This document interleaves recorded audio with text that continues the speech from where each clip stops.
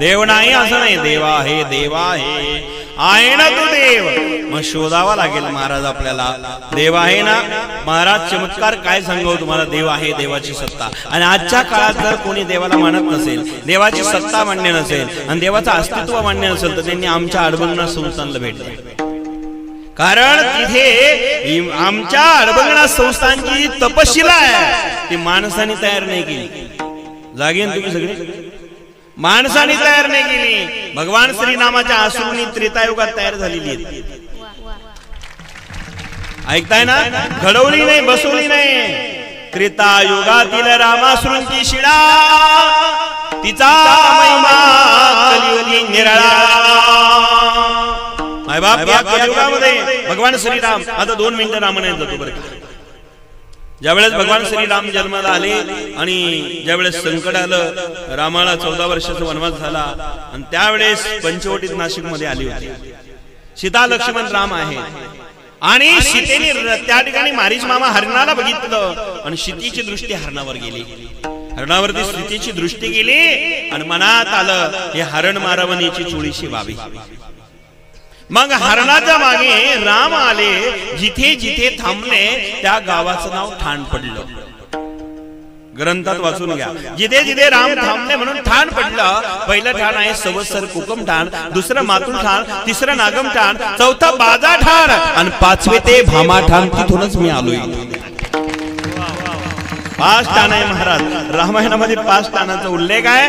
14 वाद्य भावार्थ रामायण 14 वाद्य 71 क्रमांकाची ओवी. इतिहास वाचून घ्या कधी, पूर्ण सांगितलं. ऐका माय बाप, तिथं राम घुमले म्हणून घुमनदेव नावाचं गाव पडलं. देवाने बाण मार, हरणाने कमाल केली म्हणून कमालपूर पडलं. देवाने बाण मारला, बरगडीला कानाला लागला, बरगडी कानाला गाव तयार झालं. देवाने बाण मारला, डोकं जिथं पडलं ते टोकं झालं. काया पडली ते कायगाव ठोकं झालं. प्रवारा संगम नगर संभाजीनगरची पण. आणि हरण मारता मारता म्हणाला, अरे लक्ष्मणा धाव. तो आवाज 150 किलोमीटर पंचवटीत नाशिक मध्ये गेला. का? कायगाव ठोका ते नाशिकचं 150 किलोमीटर अंतर. आवाज गेला तेव्हा कुठली रेंज होती हो, कुठले टावर होते तेव्हा? GI तो नव्हता ना, म्हणजे जिओ नव्हता ना. जर विचार करा तेव्हा कुठली रेंज होती. तरी आवाज गेला आणि मग मात्र तिकडनं लक्ष्मण, सीता म्हणाली, लखन जी भाभी तुम्हारे भैया खतरे में जाओ, उनको मदद करने के लिए. लखन कहता है, भाभी जगत का खतरा दूर करने के लिए मेरे भगवान श्री राम ने अवतार लिया. भाभी उनको कभी खतरा नहीं आ सकता, आप चिंता मत करना भाभी. दोबारा आवाज आई, लखन मुझे बचाओ. 2-4 बार हिरण मरते मरते लखन का आवाज निकालते कहने लगा, लखन मुझे बचाओ, लखन मुझे बचाओ. सीता कहती है, देखो लखन, देखो लखन, तुम्हारे भैया खतरे में बार बार चिल्ला रहे हैं. आप उनको मदद करने के लिए जाते नहीं, मैं जाऊंगा धनुष बाण लेकर के. मुझे दे दो धनुष बाण और बाण, धनुष और बाण मुझे दे दो, मैं जाती हूं. लखन ने कहा, भाभी जगत का खतरा दूर करने के लिए मेरे भगवान श्री राम ने अवतार लिया है, वो कभी खतरे में नहीं आ सकते. भाभी चिंता नहीं करना. पण सीता इतकी खाली आली, इतकी खाली आली, इतकी खाली आली. सीता म्हटली, लक्ष्मणा तुझे दादा संकटात आहे राम, तरी तू मदत करायला जात नाही. आज ओळखलं लक्ष्मणा मी तुला. तुला काय वाटतं लक्ष्मणा, राम मारावा मी तुझी भावी? हे कदापि शक्य नाही. सीता इतकी खाली आली, मर्यादा सोडली. राम मारावा मी तुझी भावी. लक्ष्मणाने हात जोडले, माते मोठी भाऊजाई आईप्रमाणे असते. मी माता सोडून तुला कुठल्याच रूपात पाहिलं नाही माते. पण आता ही आळ माझ्यावर घेऊ नको, शंका घेऊ नको. जरा चित्र डोळ्यापुढे येणार रामायणातलं. जीवनामध्ये ज्याचा विचार बिघडला त्याचा उच्चार बिघडतो, ज्याचा उच्चार बिघडला त्याचा आचार बिघडतो. सीतेचा पहिल्यांदा विचार बिघडला, हरण मारावा, कोणाची हत्या करावा हा विचार चांगला आहे का? आणि हरणाच्या नादी लागू नको. तेव्हा हरण मारावा ही इच्छा सीतेला झाली, रामापासून लांब जावं लागलं. आता ज्यांनी ज्यांनी हरण मारले त्यांची काय स्थिती चालू आहे तुम्हाला काय सांगायची गरज आहे? हरणाच्या नादी लागू नको, कोणाची हत्या करू नका. विचार करा. सीतेचा विचार बिघडला आणि उच्चार झाला, रामा जा हरण मारून आणा. आणि आता आचार बिघडणार आहे. विचार उच्चार आणि आचार तीन गोष्टी माणसाच्या महत्त्वाच्या. सीता इतकी खाली आली. आणि एक प्रसंग सूक्ष्म सांगतो, कथा माहिती असतं आपल्याला. भाव प्रकट करत असताना विचार करा. सीता साधक आहे, लक्ष्मण संत आहे, राम भगवंत आहे. चित्र डोळ्यापुढे आहे ना. सीता साधक आहे, लक्ष्मण संत आहे, राम भगवंत आहे. साधक रूपी सीतेने संत रूपी सद्गुरु लक्ष्मणावर शंका घेतली. भगवंत रूपी रामाने सीतेला सुद्धा दूर केलं. जा, माझ्या संतावर श्रद्धा नसेल तो मी तुला जवळ घेतो. संतावर श्रद्धा ठेवतो, भगवंत त्याला जवळ घेत नाही. तो किती जवळचा असू द्या, त्यालाही माफ करत नाही. सीता जवळची आहे, पण संत रूपी लक्ष्मणावर शंका घेतली. संताकडे त्याग असतो, लक्ष्मण त्यागाचं मूर्ती महाराज, त्यागाचं प्रतीक आहे. रामायणाचा प्रसंग बघा. लक्ष्मणासारखा वनवास जगात कोणाला नाही. लक्ष्मणाने नारीचा त्याग केला, लक्ष्मणाने राज्याचा त्याग केला, आणि लक्ष्मणाने त्या ठिकाणी निद्रेचा त्याग केला. नारीचा त्याग, राज्याचा त्याग, निद्रेचा त्याग, आणि 12 वर्ष उपवास केला, अन्न पाण्याचा त्याग. 14 वर्षाचा उपवास घडला. कारण इंद्रजिताला वरदान होतं, जो कोणी 14 वर्ष उपवास करेल त्याच्या हाताने मला मरण येईल. म्हणून तो मरत नव्हता. इंद्राला ज्याने जिंकलं होतं त्याचं नाव मेघनाथ आहे. 14 वर्ष कोण करणार आहे? 14 दिवस राहत नाही माणसं. एकादशी सुद्धा 24 तासात लंगडी करणारे आपण आहे सगळी. काही काही महिला फार हुशार असतात. पती म्हणतात, हे बघ, पहिल्यांदाच कीर्तनला गेलो, अरुणगिरी बाबाच्या एकादशी धरायची सांगितली. मी आता पहिल्यांदाच धरली. 24 तासाची एकादशी असते, पण दिवसभर कशी तरी धरली, पण संध्याकाळी काही कळत नाही ना, काय करू? ती म्हणली, चिंता करू नका, लंगडी करा. लंगडी म्हणजे दिवसभर धरा, संध्याकाळी जेवा. एकादशी तशी चालत नाही. एकादशी ही 24 तासाची असते. दुपारी संध्याकाळी सोडता येत नाही. बाय बापा, 14 वर्षाचा त्याग करणं, उपवास करणं इतकी सोपी गोष्ट नाही. संत रूपी लक्ष्मणाला ती शक्य होतं. म्हणून इंद्रजिताचं वध त्याच्या हाताने.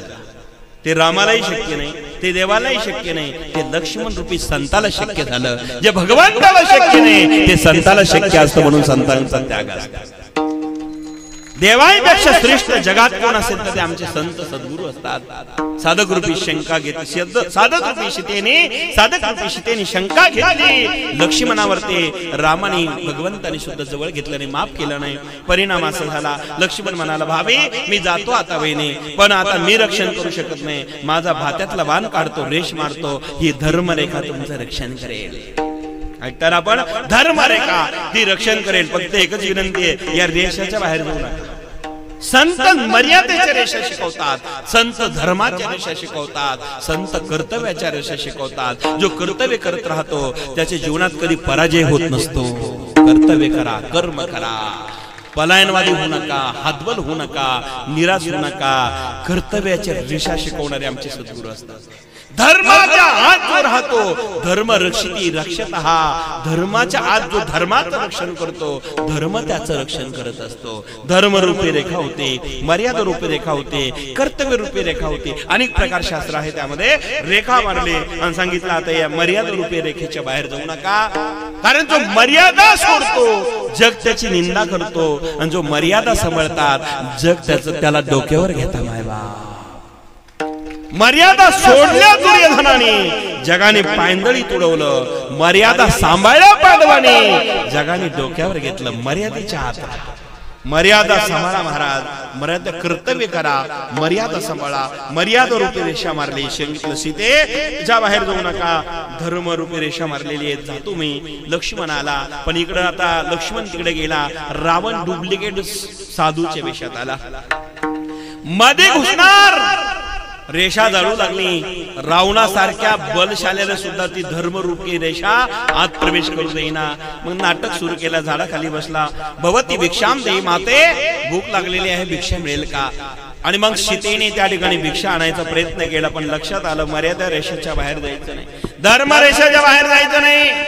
आणि सांगितलं, येते देव, आप अंदर आकर के भिक्षा लेकर जाइएगा. नहीं देवी, मैं तपस्वी महात्मा हूं, हिमालय की गुहा में रहता हूं, यात्रा करते करते यहां तक आ गया. अभी मेरी इच्छा है भिक्षा दे दो, पाकर प्रसाद पा करके चला जाऊंगा माते, मैं अंदर नहीं आ सकता। अचम जमा लिया, बैठ गए एक जगह पर, उठना नहीं जाता माते। सीता म्हणाली, हे बघा महाराज तुमचं बरोबर आहे, पण मी रेषाच्या बाहेर येऊ शकत नाही, तुम्ही मध्ये यान भिक्षा घेऊन जा, मी येणार नाही, अंदर आकर के भिक्षा ले जाइए गुरुदेव, मैं अंदर नहीं आ सकता। बोली मैं बाहर नहीं आ सकती। बोली मत आओ, बोले मत दो। लेकिन रावण साधु वेश में आया था, वो कहने लगा देखो मुझे ऐसा वैसा संत मत समझना, मैं मंत्र दृष्टा महात्मा हूँ, तेरे पति खतरे में, लघुदेवर मदद करने के लिए गए हैं, मैं सब जानता हूँ, हिमालय के गुहा में रहता हूँ, मेरे मन में आए तो उनको मैं मक्ता कर सकता हूँ, और मेरे मन में आए तो उनको मैं भस्म कर सकता हूँ, छोड़ो जल। जल सोडू म्हटल्यानंतर ती हादरली। तिने विचार केला हे सगळं रामायण सांगितलं चित्र निश्चित मोठा महात्मा असला पाहिजे। भिक्षाचं कटोरं घेतलं, धर्मरूपी रेखा सोडली, बाहेर गेल्या आणि धर्माच्या रेषाच्या बाहेर आली, मर्यादा रेषा सोडली। रावण खऱ्या स्वरूपात आला, हात धरला, पुष्पक नामाची इमारत बसवलं, पुष्पक नावाची इमान आहे त्यात बसवलं महाराज, आकाश मार्गाने घेऊन चालला। हे का घडलं? सीतेचा आचार भ्रष्ट झाला। पहिल्यांदा विचार बिघडला, दुसऱ्यांदा उच्चार बिघडला, आता आचार बिघडला। आणि ज्यावेळेस विचार उच्चार आचार बिघडतो त्यावेळेस संकट आल्याशिवाय राहत नाही। मायबापांनो ध्यानात ठेवा, सीतेच्या तिन्ही गोष्टी बिघडल्या आणि संत रूपी शंका घेतली लक्ष्मणावर, आणि आता मात्र आकाश मार्गाने तो चालला। त्या ठिकाणी महाराज सीता माता धावा धावा करू लागली, कोण वाचवणार तिला आता दंडकवनामध्ये? धावा धावा करत असताना माणसं तर नव्हतेच तेव्हा तिथे जंगलामध्ये, पण एक गिद्धराज पक्षी जटायू तिथे आला। बघा संकटात कोण मदत करील सांगता येत नाही, कोणाला कमी समजू नका, आपल्यापेक्षा लहान असेल अपमान करू नका बरं का, अपमान नका करू, पटलं जय हरी करा, नाही पटलं रामकृष्ण हरी करा, पण कोणाच्या उपेक्षेच्या भानगडीत कधी पडू नका। मायबापांनो त्या जटायूंनी मदत केली रावणाला। त्या ठिकाणी पुष्पक नावाची मनातून जात असताना जटायूंनी चोचीच धरलं आणि चोचीत रावणाला धरलं, गरगर गरगर गरगर पिंगवलं, धाडकन खाली आदळला महाराज, धाडकन खाली आदळल्या रावण पडला। रावणाने विचार केला जटायूने मला खाली पाडलं, हे मला काही करणार नाही। रावणाकडे विविध प्रकारच्या मायावी शक्ती होत्या। रावणाने सांगितलं हे चांडाळा, जास्त वेळ घालण्यापेक्षा भांडण करण्यापेक्षा चाल युद्धाला सावध हो। झाले घनघोर दोघांचं युद्ध झाला आकाशामध्ये, पण जटायू काही आवरत नाही रावणाला। शेवटी रावणाने विचार केला टाइमपास करण्यात अर्थ नाही, आधीच पुण्याला टाइम जास्त पास झालेला आहे, म्हटले आता काही अर्थ नाही, कधी पुन्हा ते जाईल निघून सांगता येत नाही, म्हटले तिकडचं बरं का, आता पटकन आवरलं पाहिजे। परिणाम असा झाला, त्याच ठिकाणी मायबाप रावणाचं आणि जटायूचं युद्ध सुरू झालं, घनघोर झालं। रावणाने सांगत सांग जटायू तुझं मरण कशात आहे?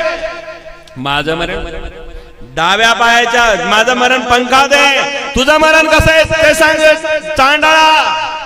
दोघांनी एकूणाला विचारलं, रावणाने विचारलं तुझं मरण कसं? माझं पंखात। सांग चांडाळा तुझं कसं? जटायू म्हणतो, तो म्हणतो माझं डाव्या पायाच्या अंगठ्यात। रावणाने खोटं सांगितलं, याने खरं सांगितलं। लबाड माणसं कधीच खरं सांगत नसतं, हे ध्यानात ठेवा। रावणाने सांगितलं डाव्या पायाच्या अंगठ्यामध्ये माझं मरण आहे, याने खरं सांगितलं माझं पंखामध्ये, पक्षाचं मरण पंखातच आहे। आणि मग विचार केला याचा अंगठा फोडला की मेलच समजा। डाव्या पायाचा अंगठा फोडण्याकरता जटायू धावला आणि धावल्या धावल्या याने करपण नावाचं शस्त्र घेतलं आणि त्याचे दोन्ही पंख छाटले महाराज। गरगर गरगर गरगर तो येऊन खाली पडला आणि खाली रक्ताच्या थारोळ्यात पडला। माय बापांनो विठ्ठल विठ्ठल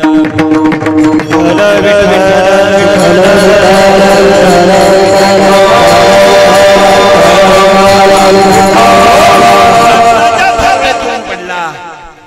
त्या ठिकाणी मायबापांनो जटायू खाली आहे, रक्ताच्या थारोळ्यात आहे आणि रामाचं चिंतन करू लागला। इकडनं लक्ष्मण तिकडनं रामजी आले, दोघांचे भेट जिथं झाली ऐकताय ना आपण, राम तिकडनं कायगाव टोक्यावरनं पंचवटीतनं लक्ष्मण आला, दोघांची भेट जिथं झाली ते ठिकाण भामानगर भामाठाण तालुका श्रीराम। रामाने लक्ष्मणाला बघितलं, लक्ष्मणाने रामाला बघितलं आणि रामाने एकच वाक्य काढलं। आता तुळशी रामायण काय सांगताय का? तुळशी रामायणच्या वव्याच्या प्रसंगातल्या राम म्हणाले लखन जी भैया तू सीता को छोड़ के क्यों आया भाई? अरे इस जंगल में आसुर रहते हैं ना, सीता को छोड़ के क्यों आया भाई? आसुर निकर फिरे बनवाई, सीता को छोड़ के क्यों आया भाई? अरे मेरे मते सीता आश्रम में नहीं होगी लखन। आणि मग लक्ष्मणाने सांगितलं दादा मी सगळ्या गोष्टी तुमच्या पुढे सांगू शकत नाही, सीता माता इतकी खाली आली होती म्हणून यावं लागलं, सगळं सांगितलं। मग लक्ष्मणाच्या गळ्यात श्रीराम पडले, रडायला लागले। सीतेच्या विरहाने इतके रडतात आणि सीतेच्या विरहाने राम रडले, ती मातीवल्ली झाली आणि धरणी मातेने ते रामाचे अश्रू अलगद झेलले। त्याच रामाच्या अश्रूंनी शिळा तयार झाली, ती शिळा ही अडबगनाथाची। कारण रामाची सासूबाई धरणी आहे, जावयाच्या आसू पडू देत नाही ती सासू। चित्र डोळ्यापुढे आहे ना, जावई दुःखी झाला म्हणजे दाव्यावर संकट आलं तर दुःख कोणाला होतं? सासूला होतं। आणि रामाची सासू कोण आहे? धरणी आहे। सीतेची आई कोण आहे? धरणी आहे। सीतेचा जन्म कुठे झाला? धरणीत झाला। म्हणजे सीतेची माता रामाची सासू धरणी आहे। रामाच्या आसू अलगद झेलले, स्वयंभू शिळा तयार झाली। ही त्रेतायुगातली कथा आहे। त्रेता युगातील राम आसरूची शिळा, तिचा कलियुगी महिमा आगळा।